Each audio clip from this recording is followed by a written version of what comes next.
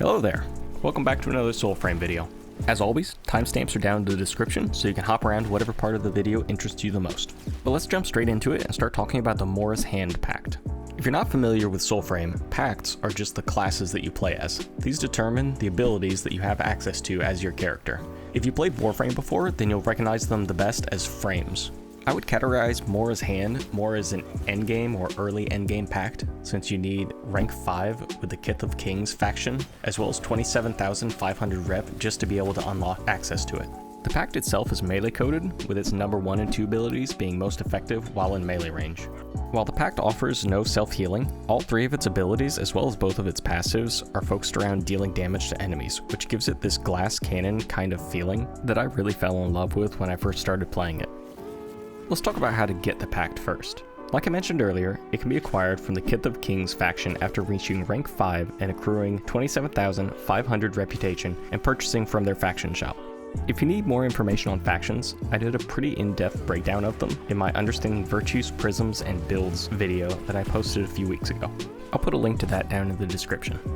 Once you've got Mora's Hand crafted and equipped, you're ready to start playing around with the abilities that it offers.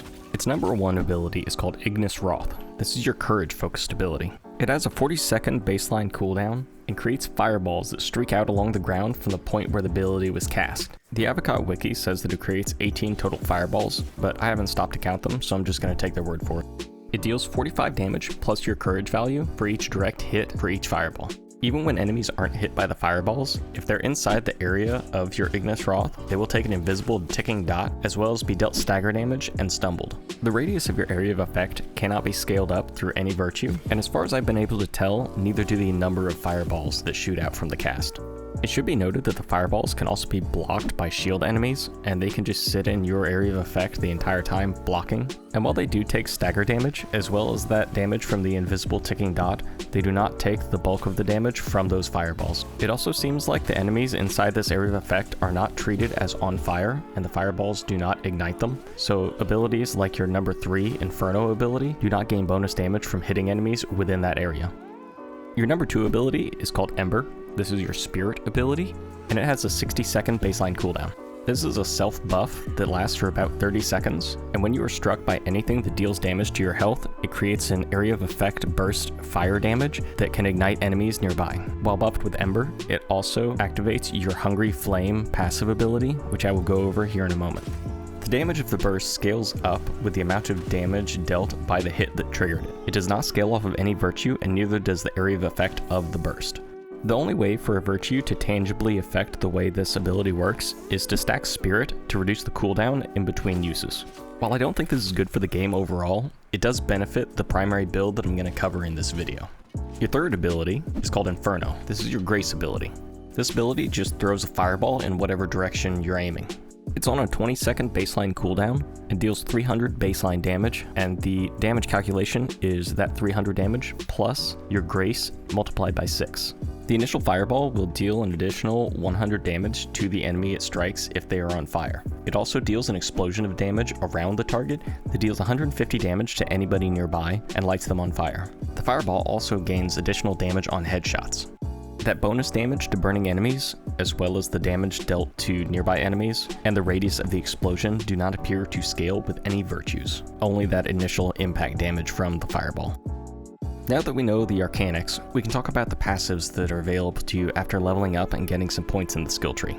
Your first passive is called Hungry Flame. This gives you bonus weapon damage whenever you're on fire or when your Ember ability is active. You're basically never on fire when playing the game. There's an exception for a couple of bannerets that will fire enchant their weapons and throw fireballs at you that you can stand in, so you'll be on fire but you won't take a significant amount of damage and get that fire bonus. Most of the time, you'll be activating this bonus intentionally by activating your Ember ability. While making this video, I did a bunch of testing with the Hungry Flame passive and found that it appears to be bugged right now, where the first node will give you a bonus 6% damage on your weapon damage. The second node will not give you any bonus damage. The third node that you upgrade will give you 16% damage on your initial weapon damage, and the fourth node will not increase your damage further. So currently, there's no reason to upgrade it past the third node. It also only appears to affect weapon damage and will not increase the damage of your other Arcanics when you cast them. Your second passive is called Smolder, and this is in desperate need of a rework. It's completely useless in its current form, and I would recommend not taking it unless you absolutely need to get to the healer node on the skill tree. The long and short of it is that Smolder deals damage over time to the enemy you are currently targeting. This damage effect starts 4 seconds after initially targeting the enemy. The damage is dealt in 1 second ticks and is equal to the number of points that you have allocated to Smolder in the skill tree, plus 1. After 5 ticks, the tick damage increases by that same number.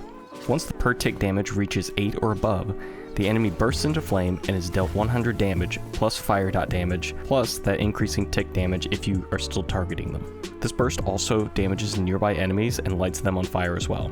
With max points in Smolder, it takes a minimum of 9 seconds to light an enemy on fire. Smolder cannot light bosses on fire, and the tick damage always starts at 1 on them, no matter the points you have in it. I'll complain some more about Smolder a little bit later, but for now we're going to jump into the main build that I run when I'm playing Mora's Hand. I've named it Mora's Devout because you're putting all of your virtue points into courage to build as much tankiness as you possibly can through health and armor. This also means the area of effect damage of your Ignis Wrath ability is absolutely insane and can clear huge groups of enemies with one cast. The build starts with the Virtue Prism, Mora's Beast. This is the extreme courage prism that you get from rank 2 with the Kith of Kings faction. This gets you the most courage out of any prism currently in the game. Obviously, you'll be running Mora's Hand for your pact, and in your pact tree, you'll be prioritizing survivability, then additional virtue points, and finally damage. This is less of an issue once you've reached level 30 with the pact, but while leveling it, I recommend taking Hungry Flame, Rooted, Wingspan, both Sympathy nodes, Smolder, and both healer nodes. Then max out your Mora's Pride, Voided, get Hungry Flame up to rank 3, and then max out your Iridus Favor. Due to the bugs that I touched on while explaining Hungry Flame, there's no reason to put all 4 ranks into it. Your damage bonus will cap out at 3. Once they fix it, and you get the correct bonus damage from it, I suggest dropping Healer and Smolder in favor of that last Hungry Flame node. If you find yourself in consistent need of healing, you can sacrifice 1 Voided node and 1 Healer node instead to maintain some of that efficiency that Healer offers. We take Iridus Favor over Sapphine Grace to meet the virtue requirements for Basker's Rest and for the slight cooldown reduction that Spirit virtue points offer.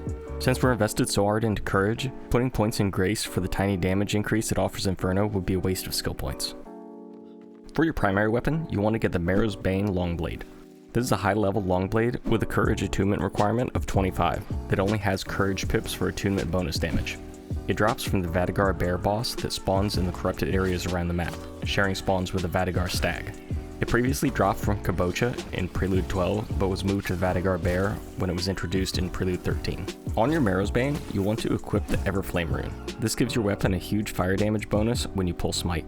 This rune can drop from the Fort Curlail Siege, the Fort Kernhold Siege, the Nell Knight boss, or the Reaper boss.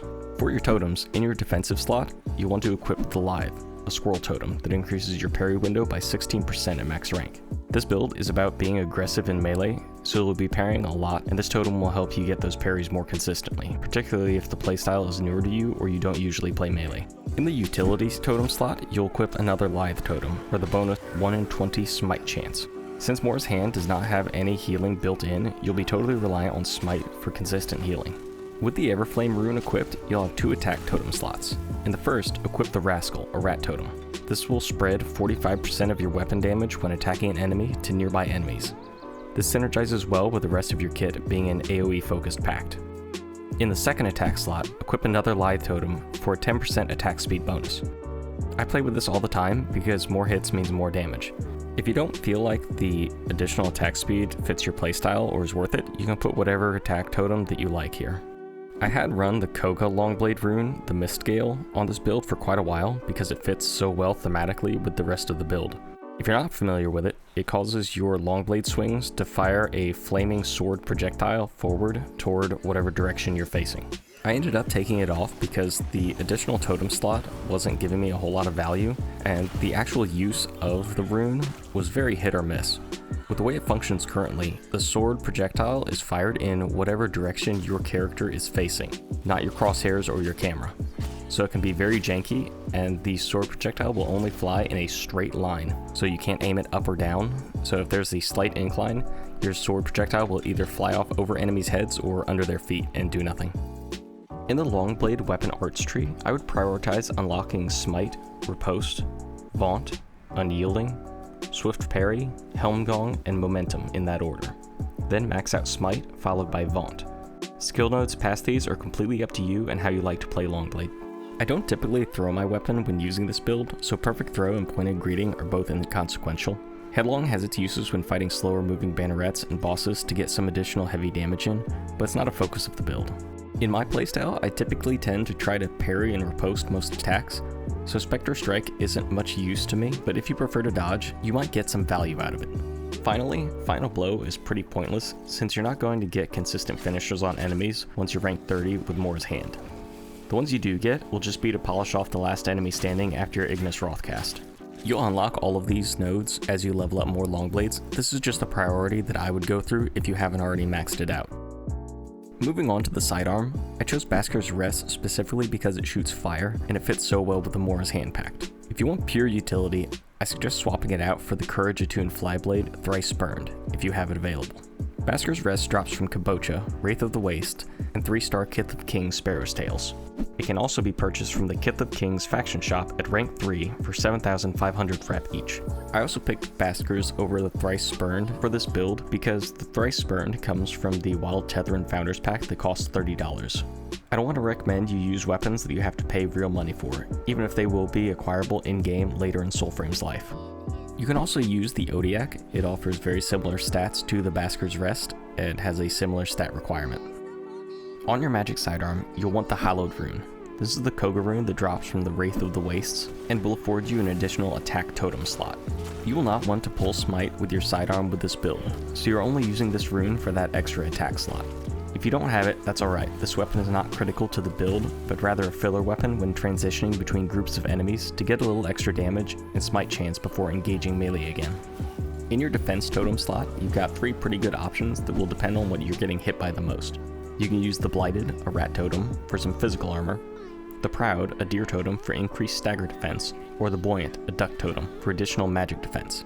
I personally run the Blighted since arrows are physical and those are all I should be at risk of being struck by while I'm wielding my sidearm. In the utility slot, the only option is the Spirited, which is a squirrel totem. This gives an additional 1 in 13 smite chance on your magic weapons. If you are running the Hallowed Rune, your first attack slot should be the Blighted, which is the rat totem, for a 35% damage to nearby enemies. In the second attack slot, I do another Spirited totem for a 15% attack speed buff. If you don't have the Hallowed Rune, I would drop the Spirited over the Blighted. That extra damage from Blighted is actually very strong, particularly when throwing fireballs at already alerted enemies who are grouped up and charging towards you. Your armor is probably the least impactful part of this build in the current system. You'll use whatever you have that offers the highest total armor value that you meet the attunement requirements for.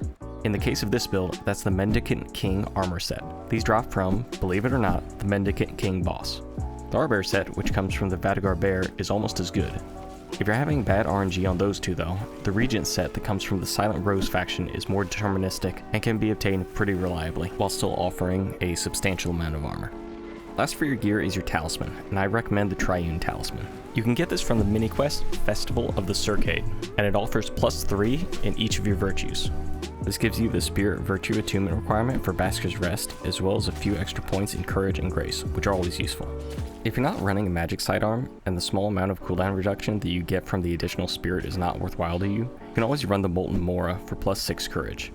Another alternative is the Synod Bell Jar that grants you +4 Courage and +1 in Grace and Spirit. This is enough to hit the Spirit requirement for Baskers if you've already reached Mastery rank 17, but don't have the Triune Talisman yet. But that's just how to put the build together. Let's talk about the best ways to play the build.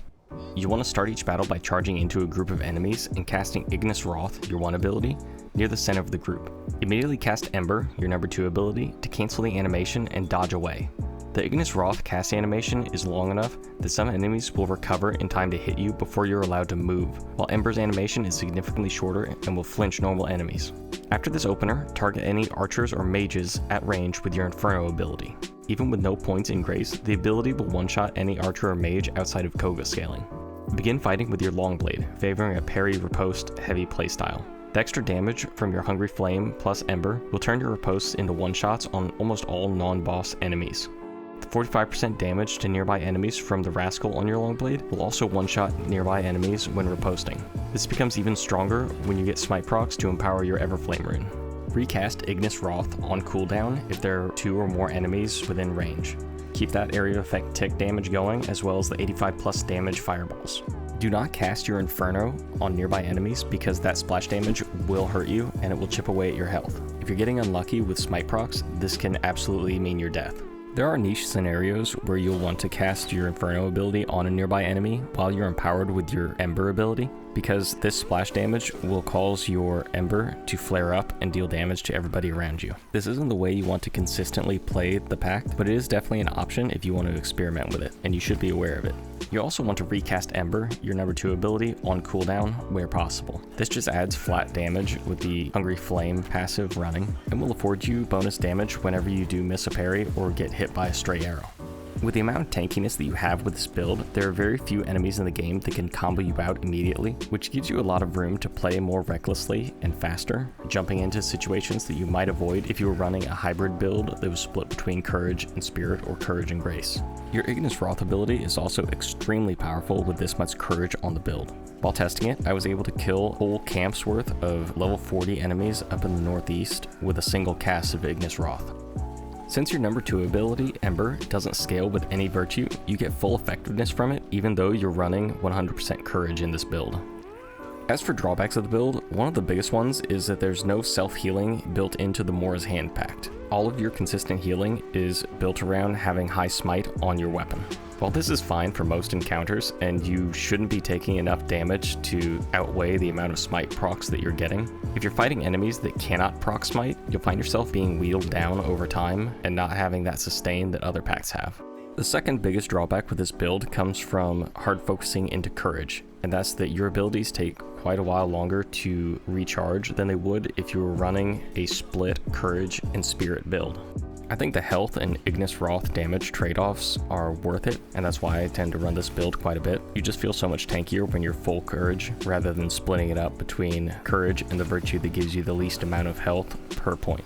The last big weakness that I'll point out is that Mora's Hand doesn't really offer you a big single target damage one-shot nuke that a lot of other packs offer you when you build into extreme single virtue builds. While your AoE damage is almost unbeatable, you will struggle if you're trying to solo things like Koga, where you're attacking a single target for most of the time and trying to deal big damage to that single target. You get a lot more utility in on fights like Etheldred or Wraith of the Wastes, where they're summoning adds regularly that you're able to nuke down with your Ignis Wrath ability. Obviously any pact is viable for just about any piece of content, as long as you're good enough, but Mora's Hand definitely doesn't lend itself well to single target or to Koga itself, at least if you're playing solo. I'm just going to finish up this video with a little bit of constructive criticism for Digital Extremes when it comes to Mora's Hand and being able to build it effectively. Starting off with Smolder, your second passive being completely useless. The way the targeting works currently, it's very difficult to choose your target, and the game will basically target whatever enemy you are currently damaging or has most recently damaged you. Combine that with the amount of time that it takes to ignite an enemy, and your character will be swapping targets non-stop, and no enemy will get enough tick damage built up to ignite. It also doesn't help that that tick damage resets whenever you target a different enemy, even if you swap right back to the one you were just targeting. And I don't remember the last time I fought an enemy that lasted more than 9 whole seconds to kill. The only exception to this would be a banneret or a boss, and those guys can't be ignited by Smolder anyway, so it's completely useless in the fights where you're actually targeting an enemy for more than 9 seconds. I would say that this passive needs to be changed into an area of effect around the character, so enemies within a certain range have this tick damage affect them, so that while I'm fighting a group of enemies, some of them are spontaneously combusting as I'm fighting. I would also say allow it to affect bosses and ignite them. We're already hurting for single target solid damage, and this would give us a little bit more leeway there. Or at the very least, dramatically reduce the amount of time it takes to light an enemy on fire. There also seems to be a general lack of enemies being on fire around my character when I'm running the Mora's Hand Pact. Sure, you've got Inferno that deals fire damage to enemies and ignites them, and you've got Ember that will light enemies on fire if I'm hit, but there's no real good way to just light enemies on fire as you fight them.